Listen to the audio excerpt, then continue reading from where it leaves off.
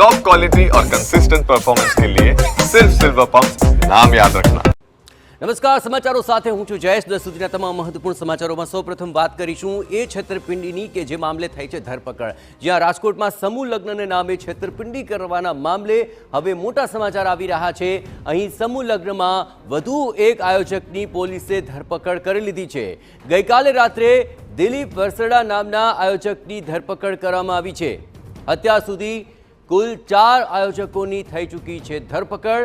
પોતાનું નામ થાય એ માટે જ કાર્યક્રમમાં જોડાયા હોવાનું આ આયોજકોનું રટણ છે। ચારે આરોપી મુખ્ય સૂત્રધાર ચંદ્રેશ છત્રોલાના સંપર્કમાં હોવાનું પણ ખુલી રહ્યું છે। ચંદ્રેશ છત્રોલાએ ફોન બંધ કરી દીધો હોવાનું પણ સામે આવી રહ્યું છે। મુખ્ય સૂત્રધાર ચંદ્રેશ છત્રોલાની ધરપકડ બાદ અનેક ખુલાસાઓની પણ શક્યતા જોવાઈ રહી છે।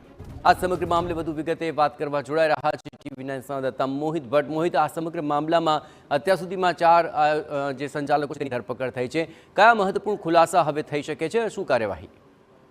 જયેશ, જે રાજકોટના રેલનગર વિસ્તારમાં સમૂહ લગ્નના નામે છેતરપિંડીનો મામલો જે સામે આવ્યો હતો તેમાં જ્યારે ફરિયાદ નોંધાઈ ત્યારબાદ તુરંત જ પોલીસ દ્વારા 3 જેટલા આયોજકો છે તેની ધરપકડ કરવામાં આવી હતી। ગઈકાલે વધુ એક આયોજક દિલીપ વરસડા નામના જે આયોજક છે તેની ધરપકડ છે તે કરવામાં આવી છે। હાલમાં જે તમામ આરોપીઓ છે તેઓ રિમાન્ડ પર છે। પોલીસની પ્રાથમિક તપાસમાં આ જે 4 જે આયોજકો પકડાયા છે તેઓનો કોઈ નાણાકીય બાબતોમાં રોલ ન હોવાનું પ્રાથમિક રીતે સામે આવી રહ્યું છે। જોકે તેઓ જે ચંદ્રેશ છત્રોલા કે જે આ સમૂહ લગ્નનો મુખ્ય આયોજક છે અને માસ્ટરમાઇન્ડ છે તેની સાથે સંપર્કમાં હતા અને જે સમૂહ લગ્નના આગલે દિવસ એટલે કે શુક્રવારે રાત્રે પણ આ તમામ આયોજકો છે તે ચંદ્રેશ છત્રોલા સાથે હતા, પરંતુ ત્યારબાદ જે શનિવારે સવારના સમયે ચંદ્રેશ છત્રોલા છે તે પોતાનો મોબાઈલ ફોન સ્વિચ ઓફ કરી અને ફરાર થઈ ગયો હતો, જેના કારણે જ આખો મામલો છે તે સામે આવ્યો હતો। હાલમાં પોલીસ દ્વારા જે પણ આયોજકો છે તેની પૂછપરછ કરવામાં આવી રહી છે। જોકે માસ્ટરમાઇન્ડ ચંદ્રેશ છત્રોલા છે તે હજુ પોલીસ પકડથી બહાર છે। પોલીસની